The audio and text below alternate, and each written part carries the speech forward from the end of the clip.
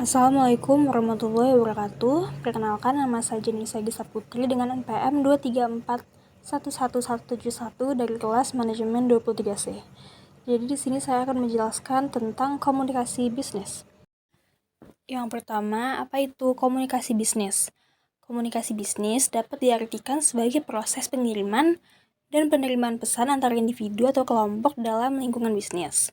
Menurut Rosenblatt, komunikasi bisnis adalah satu tindakan pertukaran informasi, ide, gagasan, instruksi, dan sebagainya yang disampaikan secara personal maupun non-personal melalui simbol atau sinyal untuk mencapai tujuan dalam suatu organisasi. Simbol atau sinyal tersebut dapat berupa informasi, instruksi, atau bahkan pesan motivasi dalam bekerja untuk kemajuan perusahaan. Dalam komunikasi bisnis, pengirim pesan harus memastikan bahwa pesan yang disampaikan dapat dipahami dengan jelas oleh penerima pesan. Beberapa manfaat dari komunikasi bisnis adalah meningkatkan kepuasan pelanggan dan meningkatkan efisiensi dalam organisasi.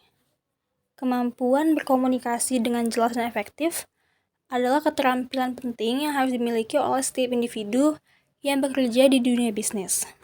Oleh karena itu, memiliki pemahaman yang kuat tentang teknik komunikasi bisnis dan kemampuan menggunakan teknologi informasi secara efektif dapat membantu perusahaan dalam mencapai kesuksesan. Selanjutnya yaitu tujuan komunikasi bisnis. Tujuan dari komunikasi bisnis adalah untuk menjalin hubungan kerja yang baik dan juga meningkatkan produktivitas dalam lingkungan kerja.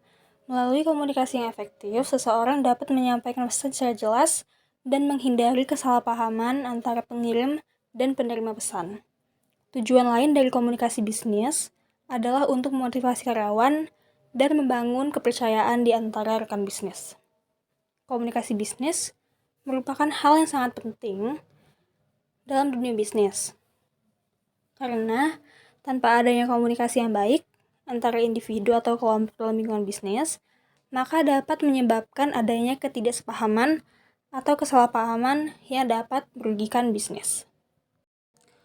Kemudian yaitu jenis-jenis komunikasi bisnis. Yang pertama yaitu komunikasi horizontal. Komunikasi horizontal adalah jenis komunikasi antara orang yang memiliki posisi atau level yang sama di dalam perusahaan. Jenis komunikasi ini terjadi antara dua manajer departemen yang berbeda atau antara dua karyawan yang bekerja di departemen yang sama. Komunikasi horizontal dapat membantu memfasilitasi koordinasi dan kolaborasi antar departemen atau tim. Yang kedua yaitu komunikasi vertikal. Komunikasi vertikal adalah jenis komunikasi antara orang-orang yang memiliki posisi atau level yang berbeda-beda di dalam perusahaan, seperti antara karyawan dan manajer. Jenis komunikasi ini dapat membantu karyawan memperoleh umpan balik dan mendapatkan arahan dari manajer. Sementara manajer dapat memantau dan mengawasi kinerja karyawan. Dan yang ketiga yaitu komunikasi diagonal. Komunikasi diagonal adalah jenis komunikasi antara orang-orang yang memiliki posisi atau level yang berbeda di dalam perusahaan yang tidak terkait langsung, seperti antara karyawan di departemen yang berbeda.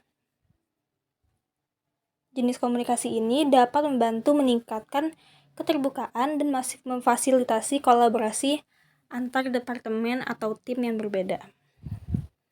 Dan selanjutnya ada teknik komunikasi bisnis. Yang pertama yaitu mendengarkan aktif.